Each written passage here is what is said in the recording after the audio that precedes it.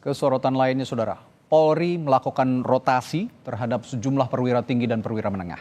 Salah satu yang terkena rotasi adalah Direktur Narkoba Polda Metro Jaya, Komisaris Besar Donald Simanjuntak. Berdasarkan telegram Kapolri tanggal 29 Desember 2024, Kombes Donald Parlaungan Simanjuntak dimutasi sebagai analis kebijakan Madya Bidang Binmas Baharkam Polri. Posisi Direktur Reserse Narkoba Polda Metro Jaya digantikan Kombes Ahmad David. Sebelumnya Polda Metro Jaya juga telah memutasi sejumlah anggotanya di jajaran Reserse Narkoba yang diduga terkait kasus pemerasan penonton konser DWP asal Malaysia.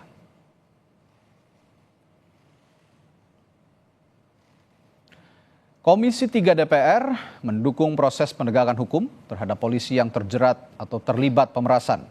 18 polisi diduga memeras turis penonton konser DWP asal Malaysia. Komisi 3 DPR Habibur Rahman mengapresiasi langkah Kadif Propam Polri yang mengusut kasus dugaan pemerasan di konser DWP. Menurut politisi Partai Gerindra ini, polisi yang melakukan kesalahan harus dapat hukuman setimpal. Terima kasih sudah hadir di acara hari ini ya. Ini mungkin satu tradisi baru di Komisi 3 ya. Kita melaunching acara seperti memang sangat rawan penggunaan narkotika. Jadi kita menghargai apa yang dilakukan oleh Kadif Propam, tapi haruslah ya seharusnya tetap proporsional. Nah, kalau ada oknum-oknum yang melakukan pelanggaran, tentu harus ditindak. Siapa yang berbuat harus bertanggung jawab. Orang yang melakukan kesalahan ya harus mendapat hukuman yang setimpal dengan perbuatannya. Jadi berat ringannya hukuman, gradasinya itu harus paralel dengan berat ringannya kesalahan. Ya. Saya sangat percaya Pak Kapolri dan Pak Kadif Propam tahu sekali cara memainkan barang itulah, kurang lebih ya. Saudara, Kadif Propam Polri, Irjen Abdul Karim memastikan 18 polisi yang diduga memeras penonton konser DWP asal Malaysia akan menghadapi sidang etik pada pekan depan. Kami sepakat di Propam akan menyidangkan kasus ini, ya, yang kita rencanakan minggu depan sudah dilaksanakan sidang kode etik yang akan kita laksanakan minggu depan. Kadif Propam Irjen Abdul Karim juga mengungkapkan barang bukti yang disita dari kasus dugaan pemerasan polisi terhadap penonton DWP asal Malaysia ini berjumlah 2,5 miliar rupiah. Terkait mengenai bahwa barang bukti yang telah kita amankan, ya, jumlahnya berapa, Dok? 2,5 ya? 2,5. Jadi 2,5 miliar rupiah. Jadi jangan sampai nanti seperti pemberitaan sebelumnya yang angkanya cukup besar. Nah, itu tidak sesuai dengan fakta dari hasil yang kita dapatkan. Komisi Kepolisian Nasional atau Kompolnas maksud kami, menilai ada potensi pelanggaran pidana dalam kasus pemerasan 18 oknum polisi terhadap penonton konser DWP asal Malaysia. Kompolnas akan berkoordinasi dengan Bareskrim Polri terkait kasus ini. Background kasus ya, walaupun tadi dijelaskan bagaimana soal kode etik dan sebagainya, potensi untuk pidana memang sangat besar. Dan nanti kami akan berkomunikasi dengan Reskrim ketika proses etiknya sudah berjalan, dan kami akan monitoring proses etiknya. Kalau dalam proses etik memang secara terbuka nanti kelihatan ini struktur peristiwanya kayak apa, apakah ada potensi pidananya, ya saya yakin Pak Kapolri, Pak Kabar Reskrim akan menindaklanjutin itu. Lalu seperti apa sanksi bagi oknum polisi yang diduga memeras WNA di konser DWP beberapa waktu yang lalu?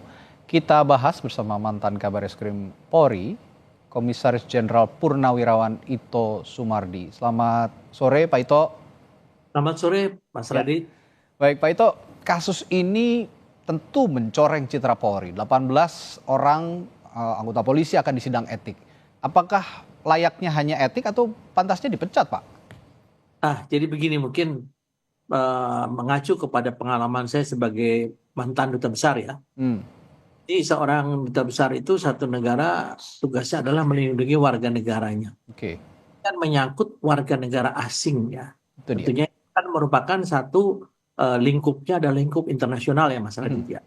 Karena ini melibatkan korbannya warga negara asing, maka kasusnya diambil alih oleh Divpropam Mabes Polri. Dan saat ini posisi kasusnya itu sudah dilakukan sidang Komisi Kode Etik Polisi ya, yang awalnya dilakukan terhadap 18 orang yang diduga pelaku ya. Dan saat ini sudah ditempatkan di tempat penempatan khusus ya, atau ditahan ya. Ya. Kemudian juga untuk jabatan pamen ke bawah, Hmm, itu sudah keluar mutasi ya, di mana pamen-pamen tersebut sebagian ditempatkan di Yanma, pelayanan masyarakat untuk mempermudah sidang Komisi Kode Etik ya.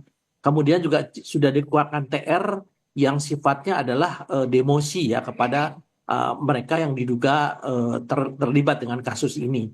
Kemudian tadi sudah disebutkan juga oleh Pak Kadipropam, hmm, yang sudah bisa disita itu adalah 2,5 M. Ya tentunya di sini kita berharap jangan sampai ada kasus yang membesar-besarkan sehingga seolah-olah kasus ini sedemikian serius ya, dan rusaknya daripada anggota yang melakukan ini. Tentunya ini masih ada proses lain yang sekarang sedang didalami, dan minggu depan akan dilakukan sidang Komisi Kode Etik untuk memutuskan para pelaku Oke. sesuai dengan derajat pelanggaran yang terbukti dilakukan. Nah, ini menunjukkan komitmen daripada pimpinan Polri bahwa setiap kesalahan daripada anggota apabila terbukti maka akan ditindak tegas tanpa pandang bulu. Oke. Demikian. Ya, sebenarnya kita semua, saya juga mengapresiasi langkah dari Divpropam untuk langsung memproses ya 18 anggota ini untuk disidang etik. Tapi tuntutan publik sepertinya tidak sampai di situ, Pak Ito. Bahwa kalau kita publik orang biasa lah katakan ya, seperti saya misalnya, kalau melakukan tindak pidana kan langsung dijerat pidana begitu. Ini kan sebenarnya kasusnya juga pemerasan dengan uang yang tidak sedikit begitu, 2,5 miliar rupiah. Apakah layaknya ini juga akan ada proses pidana ke depan, Pak Ito? Jadi kita tentunya harus melihat status daripada pelaku ya, yang diduga pelaku itu kan anggota polisi aktif. Tentunya mereka harus dibuktikan dulu melalui pelanggaran kode etik ya. Apabila dalam pelanggaran kode etik itu derajat kesalahannya adalah memang patut untuk diteruskan ke pidana, maka otomatis yang bersangkutan akan diberikan sanksi PTDH, pemberitahan dengan tidak hormat. Betul. Setelah itu baru mereka akan dikenakan pasal pemerasan ya, sebagaimana diatur dalam pasal 368 ayat 1 dari KUHP. Nah, tentunya kita harus menunggu dulu ya Mas, karena bagaimanapun juga seorang anggota polisi aktif tidak mungkin dibawa ke sidang pidana sebelum dia dilepas statusnya sebagai polisi yang masyarakat biasa. Karena kalau seorang itu sudah di PTDH, maka yang bersangkutan statusnya adalah masyarakat biasa yang bisa dikenakan hukum publik, yaitu undang-undang pidana. Tapi saya sebagaimana teman-teman di Kompolnas, saya mensinyalir ya ini keseriusan dari Polri karena ini juga menyangkut masalah warga negara asing ya. Betul. Kedutaannya ini kan mereka akan memantau ya. Jadi saya kira ini tidak main-main. Dan di sini juga tentunya Kementerian Luar Negeri juga ikut memantau ya, karena bagaimanapun ini membawa nama baik bangsa ya. Betul. Nah, kita harus menunggu siapa yang memang patut dibawa ke sidang pengadilan pidana umum ya. Nah, Ya. setelah dia melalui sidang Komisi Kode Etik dengan hukuman pemberhentian dengan tidak hormat. Demikian.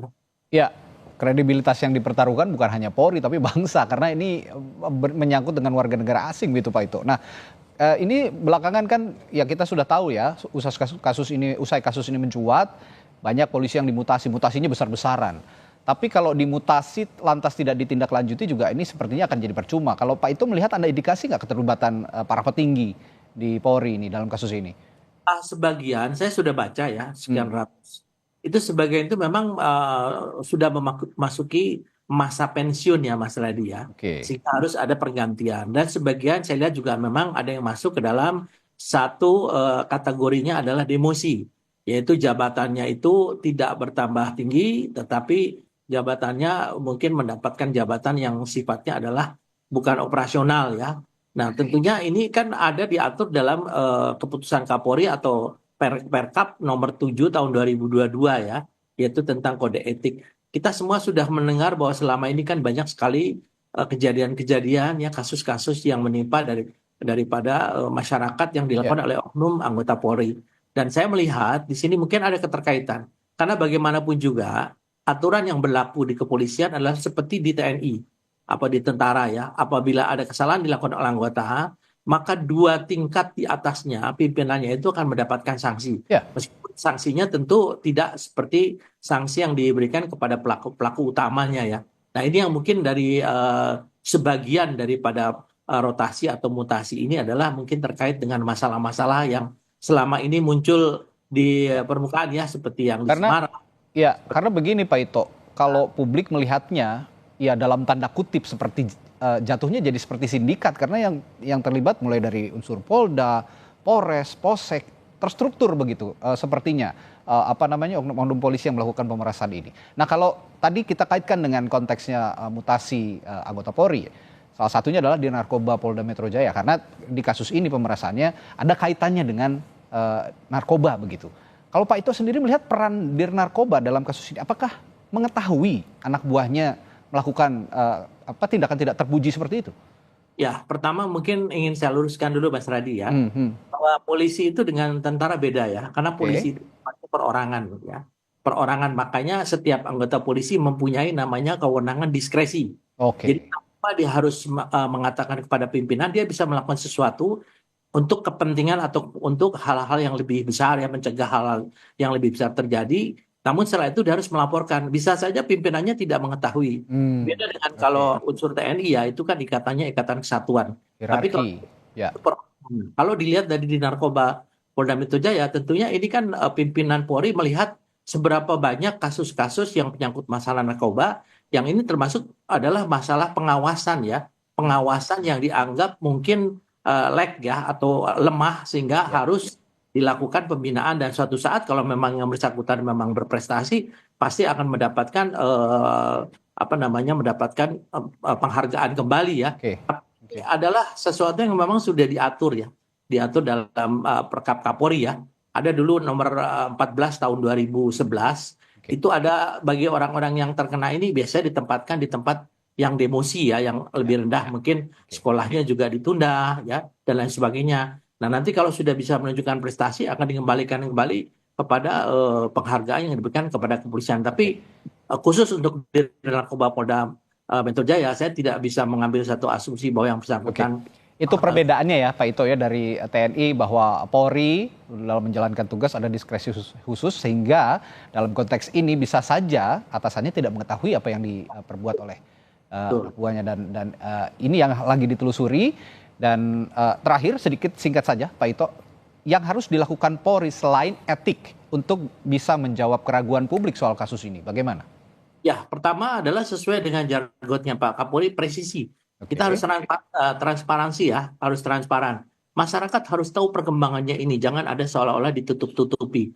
Ya, sehingga masyarakat bisa yakin bahwa Polri serius ya untuk menangani masalah-masalah internal. Yang kedua, ini sebagai refleksi tahun 2024 tentunya sesuatu yang sangat berharga bagi pimpinan Polri untuk bisa ke depan mungkin melakukan reformasi ya, perbaikan berdasarkan daripada kasus yang terjadi. Apa itu bisa terjadi, apa penyebabnya dan bagaimana supaya tidak terjadi ke depannya. Demikian. Termasuk potensi pidananya ya Pak ya berarti? Oh ya jelas ya, kalau memang di situ terkait pidana harus tapi dia harus diperiksa dulu. Jadi dari status anggota Polri aktif harus kembali kepada masyarakat biasa baru bisa mengikuti sidang pidana seperti kasusnya Pak Sambo dulu ya. Jadi itu yang memang aturan berlaku. Demikian. Ya, karena yang dipertaruhkan bukannya institusi Polri, karena ini sudah melibatkan warga negara asing, ya negara akhirnya yang dipertaruhkan, bangsa juga dan negara yang dipertaruhkan. Dan citra Polri ke depan juga yang harus diperbaiki bersama. Terima kasih mantan Kabar Reskrim Komisaris Jenderal Purnawirawan Ito Sumardi telah berbagi perspektifnya di Sapa Indonesia Malam. Terima kasih Pak, sehat selalu, sampai jumpa lagi.